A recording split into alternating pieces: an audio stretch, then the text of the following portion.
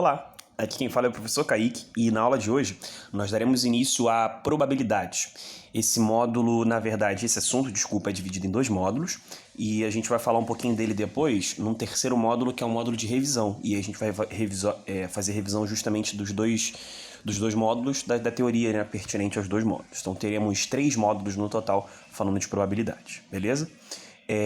A gente vai entrar num assunto em que a gente muda um pouquinho o campo da matemática que a gente vai estudar.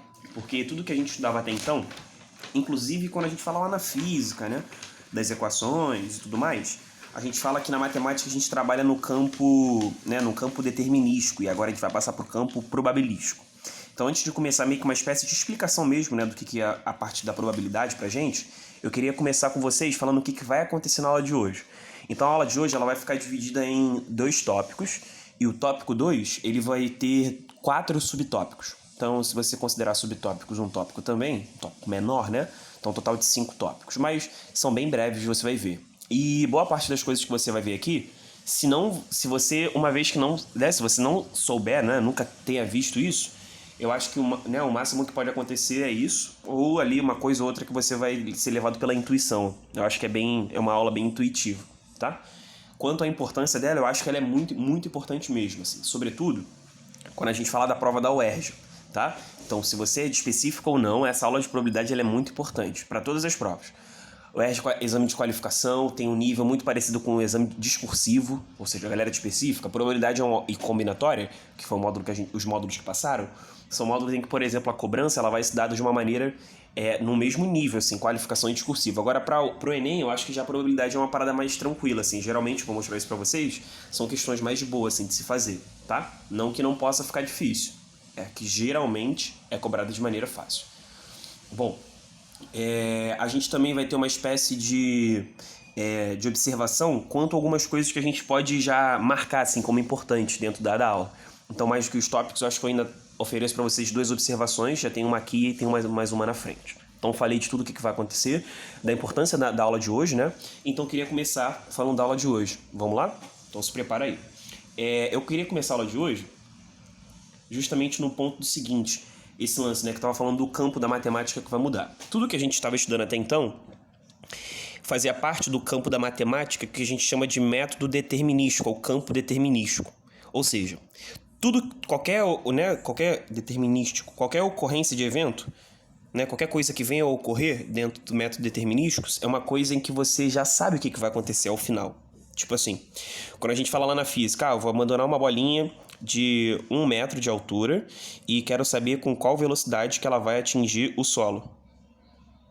Bom, a gente tem, na verdade, fórmulas em que vão determinar isso pra gente. Ou seja, antes mesmo desse evento ocorrer, de eu de fato largar essa bola desse 1 metro e calcular sua velocidade, a gente já sabe o que vai ocorrer porque tem fórmulas que vão antecipar isso, esse resultado, né? Aí tu vai considerar a gravidade ou não, em qual espaço, enfim, tem fórmulas.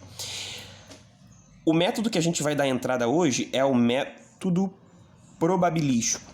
E aí o nome já fala bastante com a aula de hoje, né? Probabilístico. Ou seja, tudo que a gente vem estudar aqui dentro do método probabilístico e pra gente, né, pensando no pré-vestibular, vai ficar restrito à probabilidade mesmo e à estatística, sobretudo a probabilidade, mas a estatística também está envolvida, relacionada à probabilidade. E quando a gente fala de probabilidade, que está aqui dentro, a probabilidade que a gente vai ver nas provas ela é uma probabilidade muito menor. Então, imaginar assim, se eu pensar na probabilidade enquanto 100% de casos que envolvem probabilidade, a gente vai estudar uma fração muito pequena, assim. Porque, por exemplo, eu poderia fazer 2 perguntas para você, uma você com certeza poderia ver na sua prova, uma com certeza não. Quer ver? E 2 perguntas que envolvem probabilidade.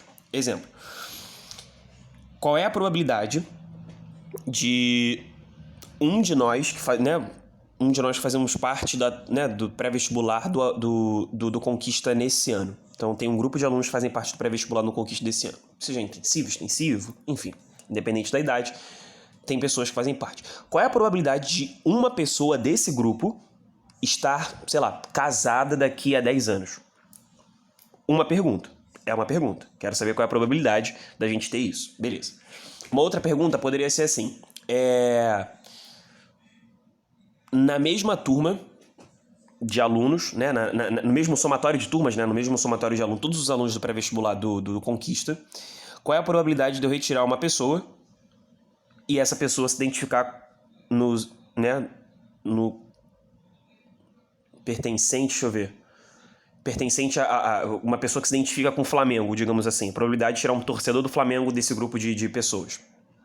É uma outra probabilidade de tirar um flamenguista. São duas perguntas que envolvem probabilidade, mas elas têm uma grande diferença. É o método que se calcula essa probabilidade. A probabilidade que a gente vai ver na prova é a probabilidade que envolve a frequência das coisas. Ou seja, a partir da frequência das coisas, a gente vai fazer o cálculo da probabilidade. Então, a probabilidade ela poderia ser calculada de várias maneiras, levando vários fatores em consideração, como aquela pergunta, né? Daqui a 10 anos, uma pessoa do nosso grupo de alunos está casada. Existe essa probabilidade. Não me pergunte como calcular, mas existe. Agora, a probabilidade que a gente vai calcular vai ser, na verdade, o quê? A probabilidade ela vai envolver a frequência, a observação de todos os casos, e a partir da observação de todos os casos possíveis, ver quantos são favoráveis à ocorrência daquilo que a gente quer que aconteça, que é o que a gente chama de evento. Tranquilo? Tá. Então, para a gente falar de probabilidade pensando pro pré-vestibular, a gente vai falar sempre de frequências. E daí, 3 nomes para mim são fundamentais você saber para a aula de hoje, tá? Eu falaria do espaço amostral, tá? O espaço amostral vai ser o quê? A gente vai acabar notando esse espaço amostral por S, às vezes, tá? Ou até mesmo em uns livros, se você buscar estudar isso por livros, talvez você vai ver a letra ômega, tá? Mas seria a probabilidade de uma maneira... o espaço amostral de uma maneira geral, que pra gente vai ser todos os casos, tá? Todos os casos. Então, tudo que é possível de ter naquele... todas as observações, todas as frequências possíveis é chamado de espaço amostral. Ou seja, exemplos. Quando a gente fala do lançamento de um dado, famoso lançamento de um dado. Quando a gente fala daquele dado de 6 faces, qual é o espaço amostral? O espaço amostral é... Muita gente responde 6. 6 seria o número de possibilidades do meu espaço amostral. Agora, o espaço amostral é face número 1, face número 2, face número 3. Por exemplo, 2. Lançamento de uma moeda que contém cara e coroa. Qual é o espaço amostral? Muita gente fala o quê? 2. Não é 2. 2 é o número de possibilidades do espaço amostral. O espaço amostral é cara e coroa. Beleza? Bom, outro nome que eu também acho que vale a pena você saber é o evento. Tá? O que seria o evento? O evento é aquilo que eu quero que aconteça. Exemplos. Probabilidade no lançamento de uma moeda sortear a cara. Então o evento é a probabilidade de sortear a cara. Lancei um dado e quero tirar uma face de valor primo. O que é o evento? A probabilidade de tirar um valor primo. Beleza? E um terceiro nome, não menos importante, eu só... Enfim, tem que escolher uma ordem, né? Não tem como falar tudo ao mesmo tempo. Tem gente que vai mudar a ordem, né, de falar. Experimento aleatório. Que é o quê? É justamente a ocorrência do evento se dá por um experimento aleatório. Beleza? Então, quando eu vou lançar um dado, o experimento aleatório é o lançar do dado. Agora, qual é o evento? O evento seria o quê? O evento vai ser justamente aquilo que eu quero que ocorra. Então, recapitulando as 3 coisas. O que é o espaço amostral? O espaço amostral são todas as frequências, tudo que pode acontecer dentro do experimento aleatório. Então, o experimento aleatório é lançar o dado, espaço amostral, face número 1, face número 2, face número 3, e evento é quando eu quero a probabilidade. A probabilidade de sortear uma face par. Então, a probabilidade de sortear uma face par, que seria... Bom, tem 3 casos, né? O 2, o 4 e o 6, dentre 6 possíveis.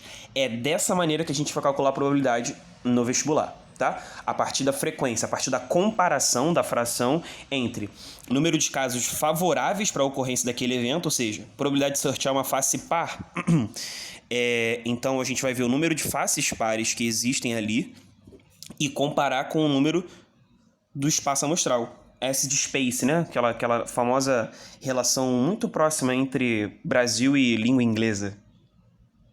Parece estranho, mas é isso mesmo, né? Tem uma espécie de um fetiche, né? As pessoas usam muito termos em inglês. Mas voltando aqui, probabilidade, o evento, então o experimento aleatório é o lançamento do dado. Beleza?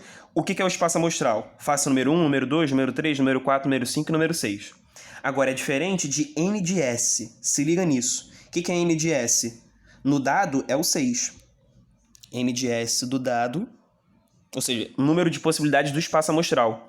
Sacou essa diferença? Então, S, face 1, 1 a 2, 3 até a 6. N de S, número de possibilidades, seria o total de possibilidades, tá? Só para você não fazer essa confusão. Essa informação acho que é até mais, assim, enviesada para a galera específica para não fazer esse tipo de confusão. E aí a probabilidade de tirar um par é 3 a cada 6. Ou quando você simplifica essa fração, daria o quê?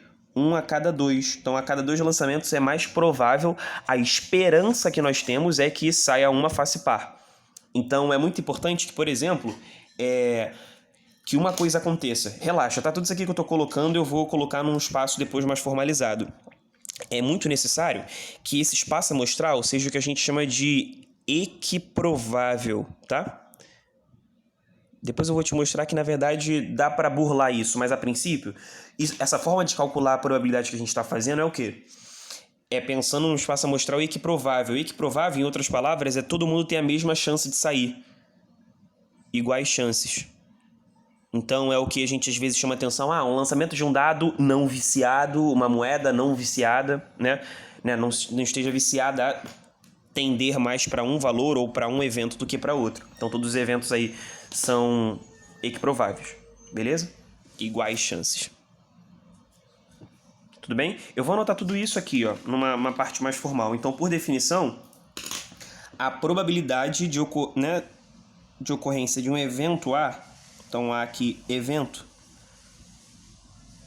é sempre calculado por N de A, ou seja, eu vou até deixar o exemplozinho que a gente estava fazendo, só para você ver que eu só estou formalizando. Seria uma comparação do N de A com N de S. Vídeo exemplo. Probabilidade de sortear uma face par é pegar todas as possibilidades do par com N de S. Agora uma parada, quer ver? A gente está falando então que, né, do par era assim, 3 a cada 6, ou seja, a cada 6 lançamentos, 3 vão ser pares. Se a gente lançar um dado 6 vezes, será que vai dar par? 3 vezes? É garantido? Aí que tu vê. Por isso que é um método probabilístico, porque não é certo disso acontecer. A probabilidade, ela, em outras palavras pra gente aqui, vai ter uma espécie de... ela significa uma esperança, né? Ou seja, se a gente está falando então que... Por isso que é ideal esse espaço amostral ser equiprovável. Porque partindo desse princípio, né? Dessa premissa, a probabilidade ela vai ser uma esperança. Historicamente, isso surge nos jogos, né? Nos jogos de azar, por exemplo, as pessoas que jogavam, né? Acessou as pessoas que tinham mais acesso... acessou as pessoas que tinham mais acesso é ótimo, mas de fato é isso. Acessou as pessoas que tinham mais, né, contato com a matemática teórica, e aí a probabilidade ela surge a partir dos jogos de azar, bem lá atrás, né? E aí fala-se de primórdio mesmo, né? Porque provavelmente sempre existiu algum tipo de jogo de azar. Não sempre, né? Mas assim, muito lá atrás, bem antigo também, tão antigo quanto o homem, né? A ideia de você, enfim, ter práticas com observação de frequências e tudo mais, o que vai acontecer, né? Enfim. N de A com N de S, então esse N de A, só para legendar, esse N é número, né? Número, que a gente vai chamar então de casos, vê se tu entende assim, favoráveis. Favoráveis ao quê, Kaique? Favoráveis à ocorrência desse evento, né? Ou seja, no caso do par, número de casos favoráveis é o quê? É o número de casos pares. Seria isso, só para escrever de uma maneira genérica. E o N de S é o número de possibilidades, é o número de casos, né? Lembra aqui que era o S? S não é o espaço amostral? Não é tudo, né? Todas as possibilidades? Número de casos totais. A gente também escreve assim. Beleza? Eu vou botar essa folha mais pra cá, ó. Só pra você ver tudo escrito aí, beleza? Eu vou dar só um destaque, porque essa aqui é uma espécie de fórmula, mas assim, cara, é basicamente comparar.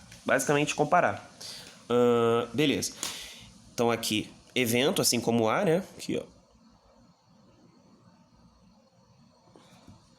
E aqui é o espaço amostral. Bom, aí eu vou só nesse primeiro OBS chamar a sua atenção daquele lance da equiprobabilidade, né? Ou seja, qual é a observação para a gente usar essa fórmula? É que temos um S, entenda S, espaço amostral, equiprovável. E aí tu lembra que é aquele lance de igual, né? Igual provável, enfim, igual esperança, né? Igual possibilidade de sair. Equiprovável. Para usar essa fórmula, teria que só, né, levar isso em consideração. Depois, a quem gosta de umas malandragens, eu vou te ensinar a burlar isso mesmo usando a fórmula. Beleza? Tá. Quero chamar sua atenção, então, agora de outra coisa.